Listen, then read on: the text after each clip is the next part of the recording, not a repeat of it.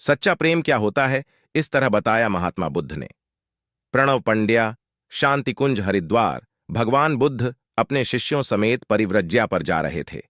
रास्ते में एक शिष्य ने पूछा, हम लोगों के साथ सदा सद्भाव भरा व्यवहार करते हैं, पर बदले में हमें उपेक्षा ही मिलती है।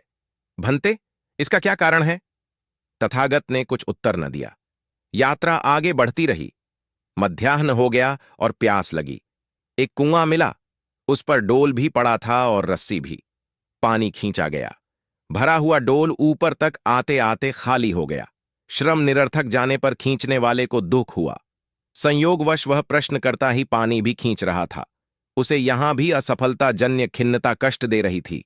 भगवान बुद्ध ने कहा, तात इस डोल में छेद है, सो कुआं, रस्सी, श्रम आदि सब साधन होने पर भी पानी छेदों में होकर बह जाता है और तृप्ति लाभ से वंचित होना पड़ता है। प्रतिफल की इच्छा के छेदों के रहते मनुष्य की सेवा साधना और प्रेम प्रवृत्ति भी संतोषदायक परिणाम उत्पन्न नहीं करती।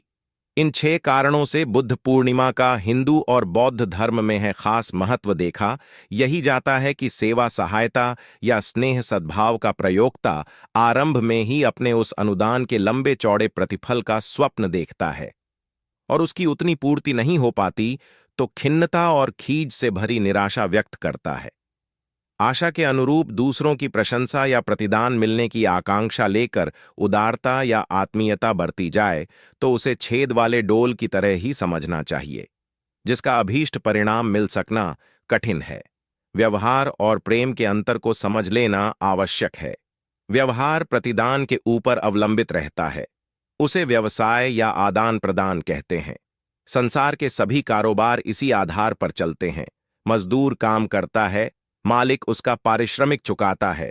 आज घर आने पर मित्र को चाय पिलाई, कल उसके घर जाने पर हम चाय की अपेक्षा कर सकते हैं। यह व्यवसाय है। मधुर व्यवहार भी प्रतिफल पर आधारित होते हैं। इस प्रकार की मधुरता या घनिष्ठता को प्रेम नहीं कहा जा सकता, जिसमें परिणाम प्रतिदान की अपेक्षा की गई हो। वस्तुओं की तरह व्यवहार का भी आदान प्रदान होता है। व्यवसाय में लाभ और हानि के लिए तैयार रहना पड़ता है। अपनी सद्भावना को उतनी ही सद्भावना के रूप में प्रत्युत्तर मिला तो जमा खर्च बराबर, ज्यादा मिला तो नफा, कम मिला तो घाटा।